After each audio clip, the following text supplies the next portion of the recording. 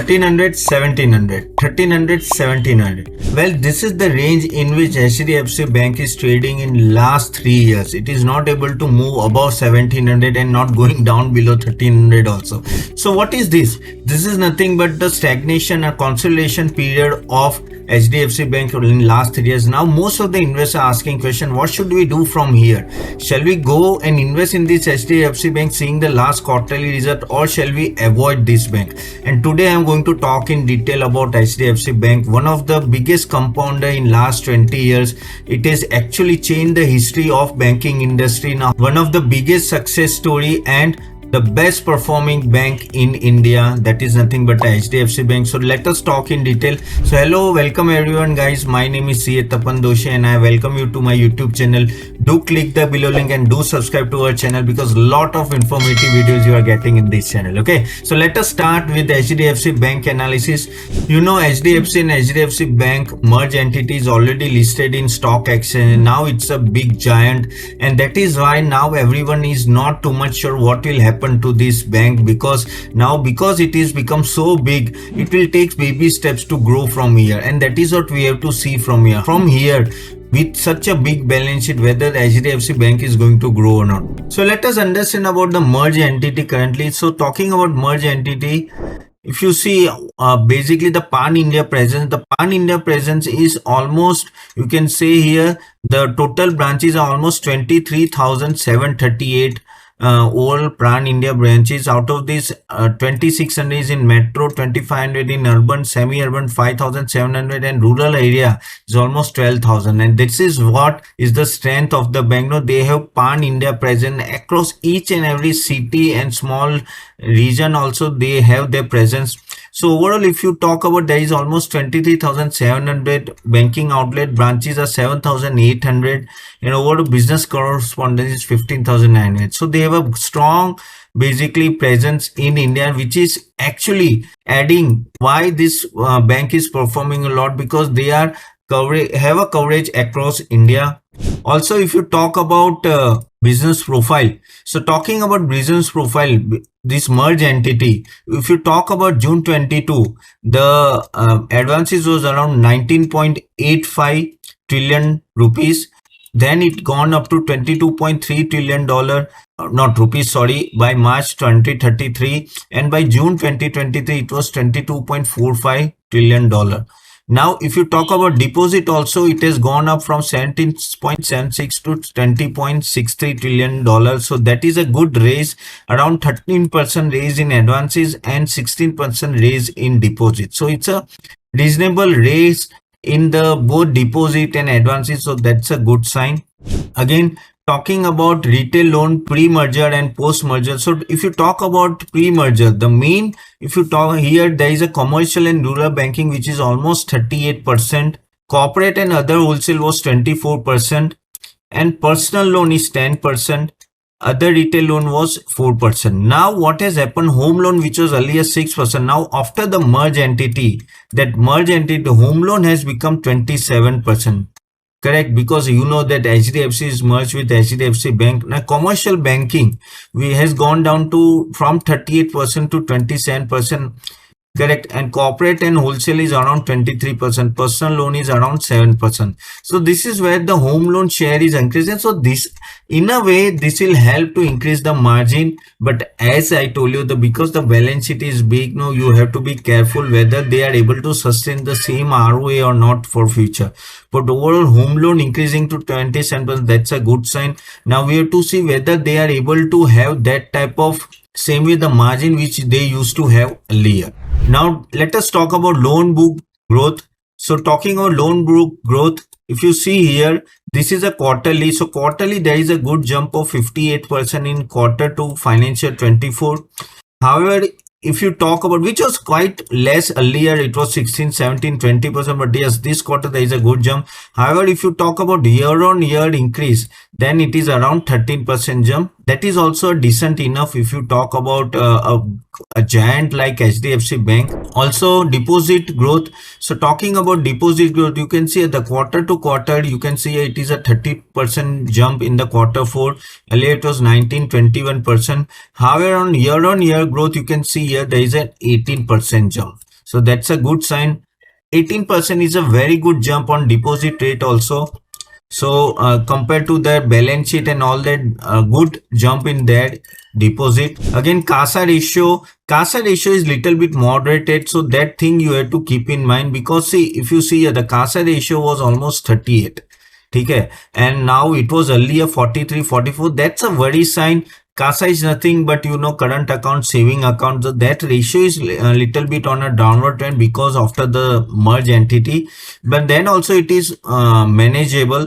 Talking about net interest margin is around 3.4, which is also moderated from 4.3, 4.1, and this moderation has happened because of the merge entity. So that's why the net interest margin is gone to 3.4%. Talking about cost to income ratio, you can see here, earlier it was 42.8 and 42 earlier. Now it has gone down to 40.4. So that's a good sign, because if your cost to income ratio goes down, that means the company is working on costs and everything. They're trying to minimize their cost. Another important metrics is nothing but the gross and net NPA percentage. So gross and net NPA percent also, there is a slight jump on the gross and net NPA. So earlier Q1 was around 0.3 was net NPA and gross was 1.17, which is little bit gone up to 1.34 as a gross NPA and 0.35 as a net NPA. Then also, compared to all other banks which are there in the private bank and also in public sector bank, no,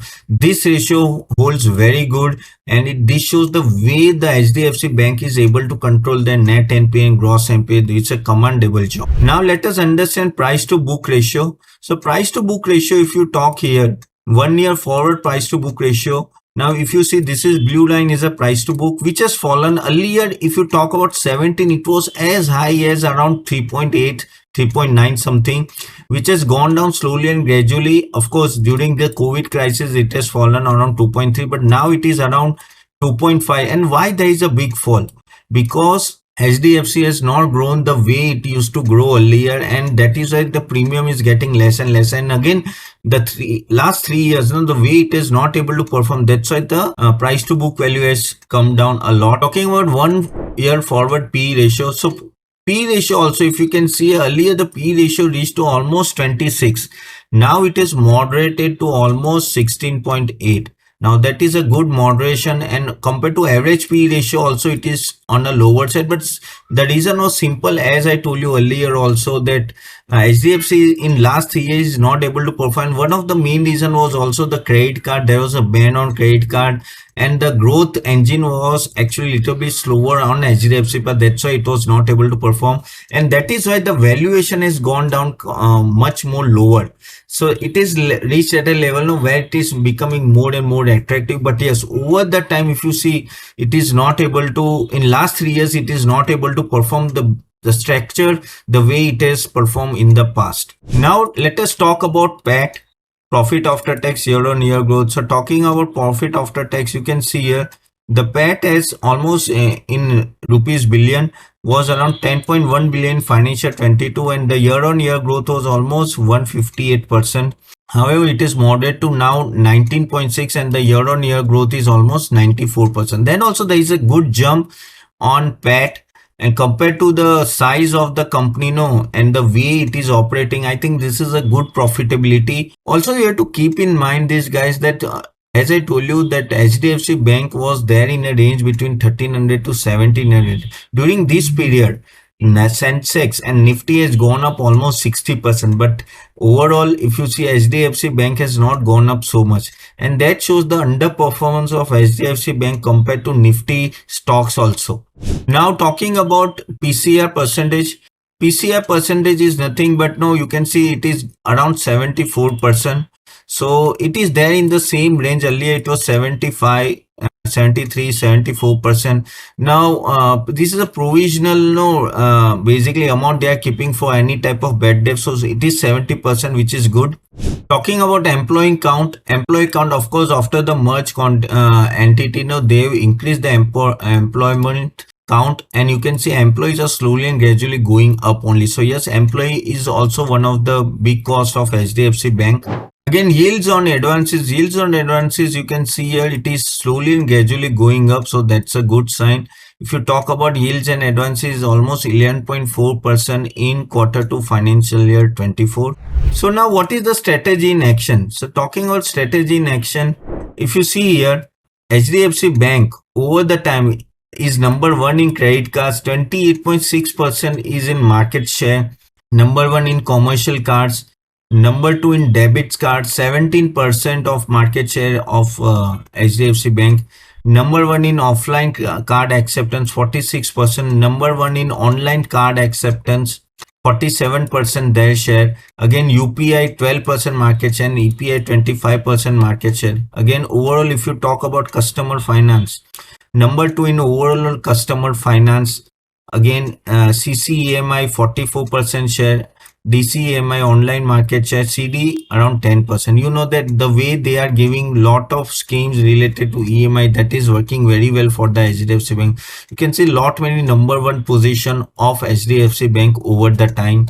So let us talk about key result highlights. So as I told you earlier, that net interest margin of course was on a lower side, and of course there is a merge entity, that's why there is a impact on net interest margin. Also, asset quality continues to remain stable to positive. So even though such a big entity is there, they are able to control gross NPA, net NPA, that is a commendable job.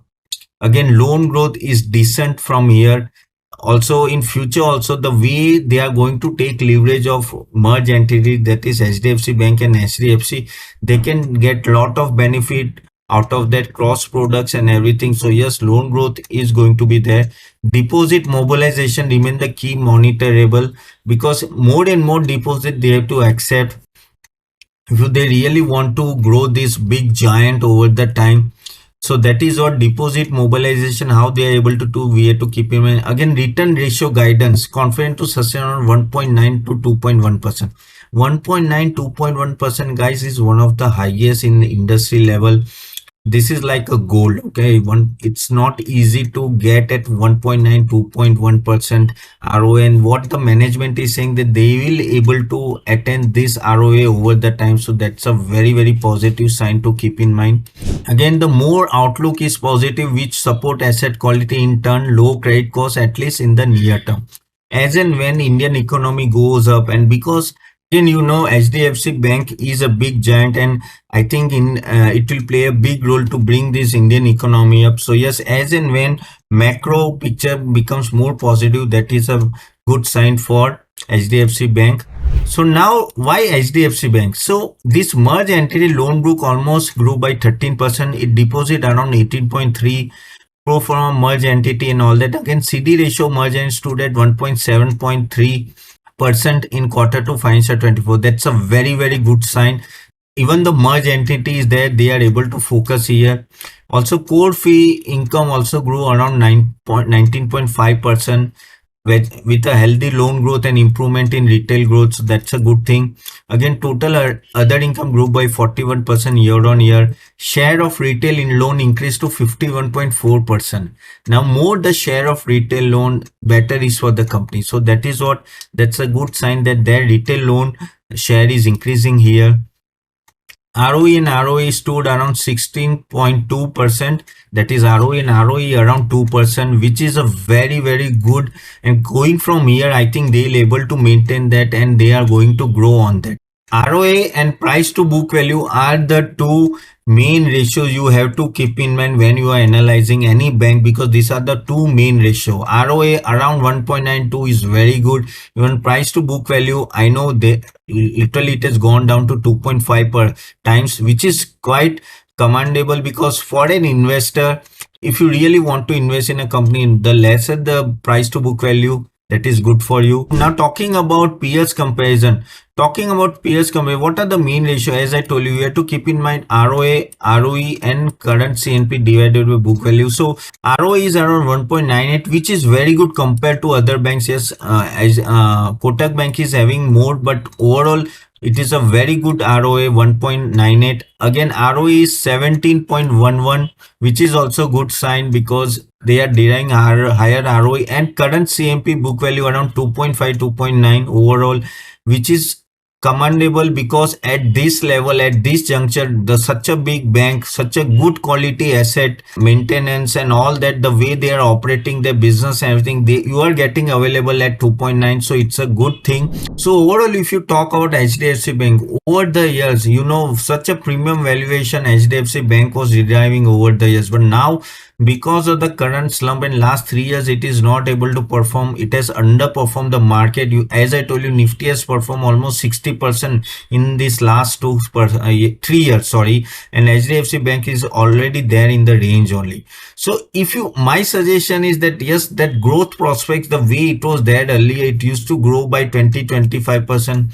It is not there. But if you are someone who want a steady return from here, maybe around 14 to 15%, you can think about HDFC Bank, but it is not a compounder of 20-25%. That is what I can see from here, and that is my disclaimer, guys. Before you go and invest, or do your own research and do invest. But what I feel, the very good days of HDFC Bank are behind us, because now it has become a big giant. But yes, if you really want to have a steady return, you can think about investing.